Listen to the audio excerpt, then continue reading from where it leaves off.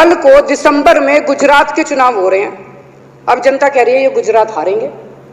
अब अगर ये गुजरात हारेंगे तो ये 10 दिन पहले चिट्ठी लिख देंगे चुनाव आयोग को कि भाई हम गुजरात को और महाराष्ट्र को एक कर रहे हैं, इसलिए गुजरात के चुनाव टाल दो। गुजरात के चुनाव टल जाएंगे। अगली बार ये लोकसभा हारेंगे, चिट्ठी लिख देंगे जी ये पार्लियामेंट्री फॉर्म ऑफ सिस्टम बड़ा खराब है, हम प्रेसिडेंशियल फॉर्म ऑफ सिस्टम ला रहे हैं, संविधान बदल रहे हैं, चुनाव टाल दो। चुनाव टल जाएंगे। ये क्या मजाक बना रखा है इन्होंने, नौटंकी कर रखी है इन्होंने। भारत जनतंत्र है, देश ये बर्दाश्त नहीं करने वाला जो इन्होंने नौटंकी कर रखी है। कहते हैं हम दुनिया की सबसे बड़ी पार्टी हैं, हम तो जी दुनिया की सबसे छोटी पार्टी हैं। फिर भी डर गए तुम लोग।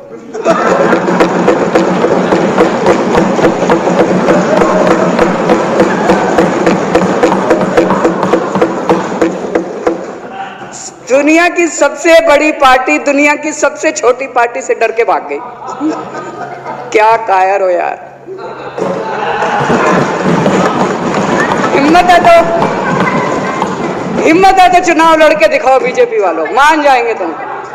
हिम्मत है तो चुनाव लड़के दिखाओ। कहते हो 56 इंच का सीना है, नहीं तो मान लो 56 इंच का सीना नहीं है, झूठ।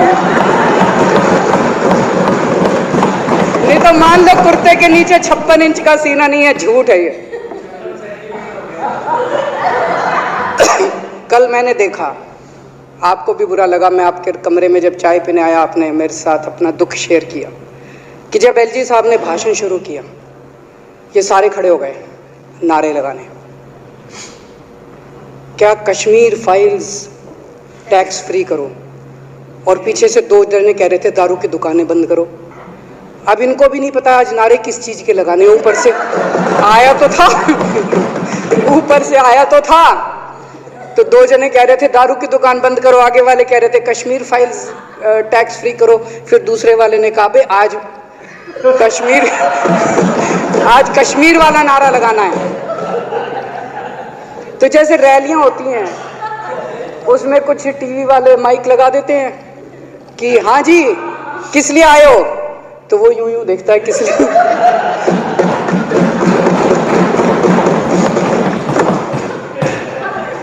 क्या हाल बना दिया इनका। इसलिए थोड़ी राजनीति में आया था, इसलिए थोड़ी राजनीति में आए थे।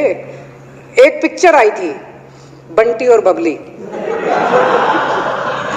उस पिक्चर में एक सीन था, कुछ लोग एक नेता के घर के सामने जाते हैं, हमारी मांगे पूरी करो, हमारी मांगे पूरी करो। नेता बाहर आता कहता है क्या मांगे हैं, तो सारे एक दूसरे की तरफ, उनको पता ही नहीं क्या मांगे।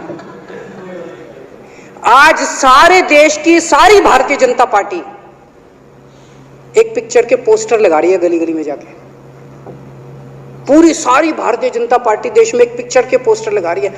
इसलिए राजनीति करने आए थे पिक्चरों के पोस्टर। अपने बच्चों को क्या जवाब दोगे? घर जाके बच्चे पूछेंगे पापा क्या काम करते हो? पिक्चरों के पोस्टर लगाता हूं।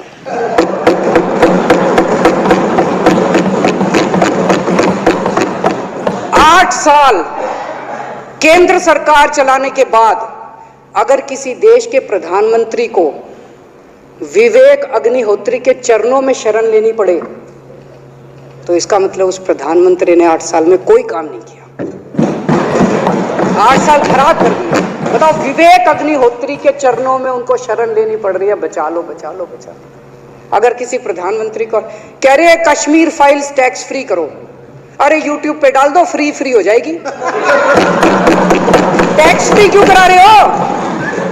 इतना ही तुमको शौक है, विवेक अग्निहोत्री को बोलो यूट्यूब पे डाल देगा, सारी पिक्चर फ्री है, सारे जने देख लेंगे एक ही दिन के अंदर। टैक्स फ्री की क्या जरूरत है? यूट्यूब पे क्यों नहीं डाल? कल एक मैंने अखबार में पढ़ा, हरियाणा के अंदर एक भारतीय जनता पार्टी का ही एक एमएलए था, उसने कहा आज मैं पार्क के अंदर इसकी फ्री स्क्रीनिंग करूंगा। तुरंत विवेक अग्निहोत्री का ट्वीट आया खट्टर साहब के, खट्टर साहब देखो ये फ्री में कर रहा है, इसको बोलो टिकट लेके करेगा। भाई साहब, कश्मीरी पंडितों के नाम पे कुछ लोग करोड़ों करोड़ों रुपए कमा रहे हैं और तुम लोगों को पोस्टर लगाने का काम दे दिया। आंखें खोलो, क्या कर रहे हो तुम लोग? वो करोड़ों कमा गया, कश्मीरी पंडितों के नाम पे करोड़ों कमा गया और तुम लोग पोस्टर लगाते रह गए। क्या हाल बना दिया तुम लोगों का यार। आंखें खोलो तुम लोग।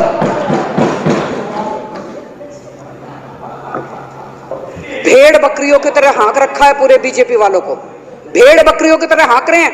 एक दिन बोले 3 का कृषि कानून लेके आए हैं, बहुत शानदार है, और फिर नीचे मैसेज आया भाई सारे जने तारीफ करो मोदी जी की। सारे बोले वाह मोदी जी वाह, क्या मास्टर स्ट्रोक है। और मेरे को याद है इसी सदन के अंदर इन लोगों ने उन 3 कानूनों की खूब तारीफ की थी, बोले क्या मास्टर स्ट्रोक है और क्या शानदार कानून लेके आए। 1 साल के बाद फिर आया भाई 3 कानून वापस ले रही है, बोलो फिर तारीफ करो मोदी जी की, भाई कानून बेकार थे मोदी जी। क्या इसी सदन के अंदर इन लोगों ने इतनी बेशर्मी, दिमाग पे ताला लगा रखा, इन्होंने कहा वाह मोदी जी वाह, क्या 3 कानून खराब थे आपने वापस ले लिया, देश को बचा लिया। क्या मास्टर स्ट्रोक, ये क्या हाल बना दिया आप लोगों का यार।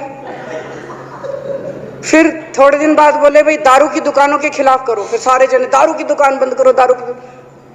अब दारू ठीक हो गई अब दिल्ली में, आजकल तो शोर नहीं करते तुम लोग।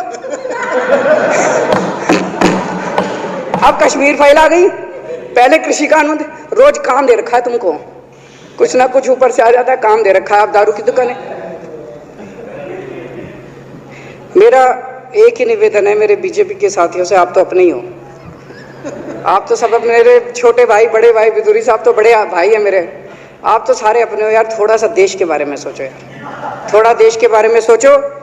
हिटलर भी जो था वो कम से कम अपने चमचों को नौकरी देता था, रोजगार देता था, इतिहास उठा के पढ़ो, उसने रोजगार तो दिया था। इन्होंने क्या दिया आपको, आपके बच्चों को नौकरी दी, आपके घर में कोई खाने पीने का इंतजाम करा, आपकी बिजली का इंतजाम करा। केजरीवाल काम आता है आपके भी घर की बिजली फ्री कर रखी है। दिल्ली के 12 लाख बच्चों को नौकरी दी है मैंने, स्कूल ठीक कर दिए, अस्पताल ठीक कर दिए। आपके घर में कोई बीमार हो, केजरीवाल दवाई पहुंचाता है, मोदी दवाई नहीं पहुंचाता। केजरीवाल काम आया।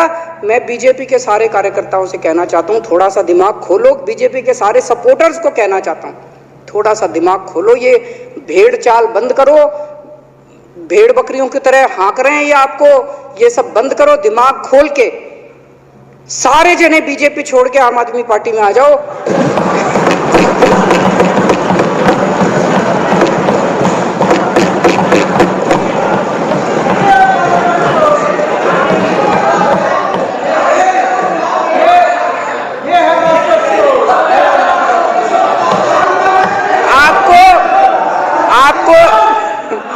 आपको इज्जत मिलेगी, सम्मान मिलेगा, आपसे कतई झूठे नारे नहीं लगवाएंगे।